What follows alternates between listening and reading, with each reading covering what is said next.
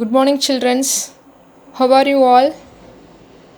Myself, Butlin Sharmi, and I'm here to teach you coding and computational skills. Okay, our first class is about a C language. Okay, C language. First, let me say some introduction about C.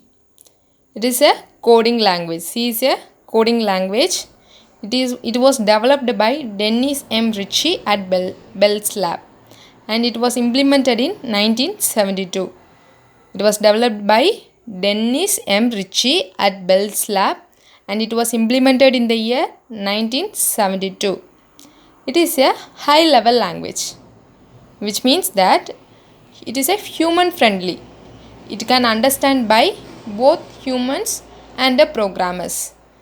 Okay, high level language means it can understand by both humans and the programmers. It is a human friendly language, and it is a platform dependent language. Okay, it is a dependent language, and then it is also a structured language. Structured language means it divides the program into smaller functions. First, if you take a program, it divide the program into smaller functions and then combine it. This is called structured language. And another one is procedural programming language, which means that it gives a set of instruction to inform or guide the computer what to do step by step you need in a program. Okay, for example, if you need to speak English language, we first need to know about the grammar. Okay, we need to know about the grammar.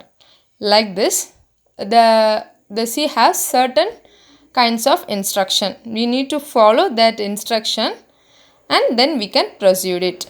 This is all about C language, and it is used first. The C was developed to use Unix operating system. Okay, and next we enter into the topic tokens. First in C we are going to see about tokens. What is token? Token means it is the smallest individual unit in a program is called tokens. Okay, every smallest individual unit in a program is called as token. A token can be a identifier, keyword, constant, string, or a symbol. Okay, a token can be a identifier or a keyword, constant, string, or symbol. For example, here we take printf hello world. The bracket is closing with a semicolon. Here a semicolon is a identifier, and the hello world is also a token. Hello world is also a token. Semicolon is also a token. Like this, every smallest individual into a program is called a token. Next, what is identifier? Let me see what is identifier. It is a user-defined name of an entity to identify it uniquely during the program execution. Okay, user-defined name means we humans only giving the name for this identity for our identify purposes. For example, int marks. Here, marks is a identifier. Okay, this is called identifier. It is a user-defined name to identify it uniquely during the program execution. And then keyword. Keywords are special words with a predefined meaning. It is which means that it has a predefined meaning. Okay, there are 32 keywords are available. So, I have here written 30 keywords: auto, break, case, care, constant, continue, default, do, double, else, etc. These are all keywords, which means special words with a predefined meanings. And then data types. Data type is a set of values with the predefined characteristics. It is also a value with the predefined characters. There are three types of data types. First one is basic types, another one is void, and another one is derived data type. Okay, basic, void, and then derived type. First one is integer type. Integer type means we can initiate in computer int. Okay, we no need to write integer type. We need to initialize in program like int, int. It takes 4 bytes in memory space. In memory space, if you type int, it takes 4 bytes in memory space. And another next one is single precursion floating point. 4, it also takes 4 byte. We need to mention in a coding float. Okay, single precursion floating type. And then another one is char type.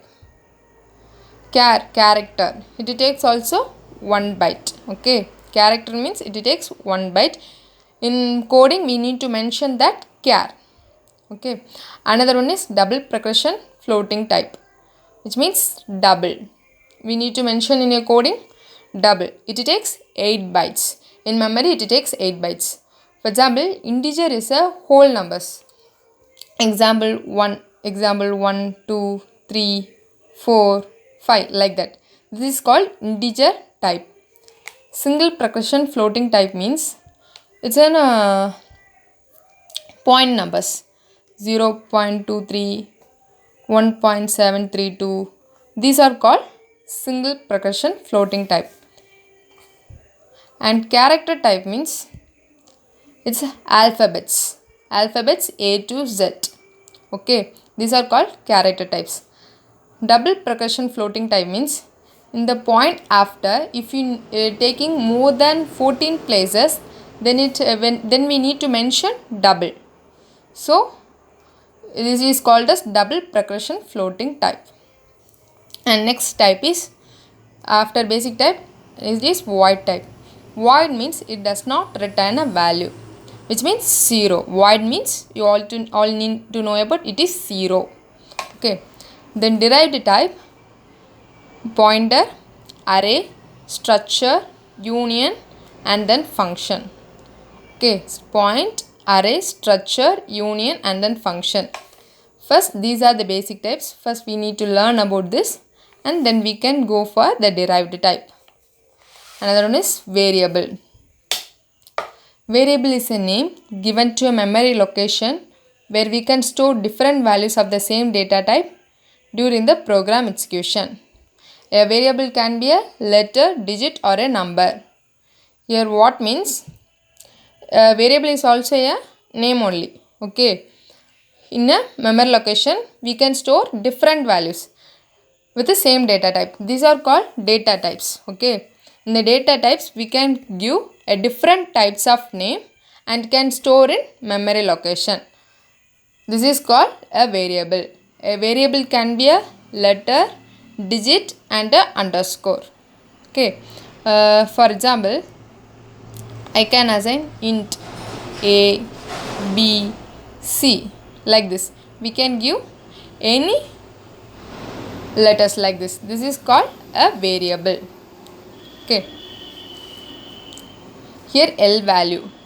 L value refers to the memory location. Okay. Memory location means in a CPU you have a memory assignment like this. Each has a address. Each cell has a address. So it refers to the memory location. L means left value. Okay. The L value can appear in either left hand side or right hand side of an assignment.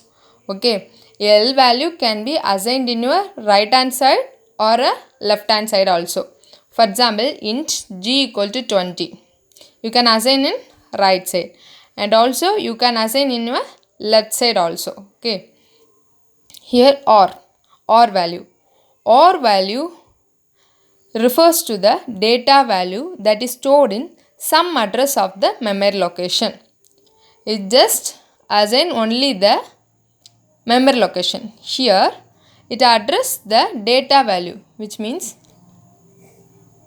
like this a cell is having each value storing here 2, 3, 4, 5, 6 like this. Example, it has an address 2, 3, 4, 9, 8, 7. Like this it has an address value for each cell. It refers to that only. Okay. It refers to that data value. Here it refers to the memory location only. Here the value can appear on right side but not on the left side. Okay. For example, int g equal to 20. You can assign in it. So it's a valid data type. If you assign 10 equal to 20, it is invalid. Okay, for our value method, this is possible. G equal to 20 means valid. 10 equal to 20 means invalid. If you it is appear on the right hand side only, but not on the left hand side. This is the procedure of L value and R value. In R value, you can assign in left and right side, but in R value, you can assign only on the right hand side, not on the left hand side. Okay guys, do you understand? Thank you.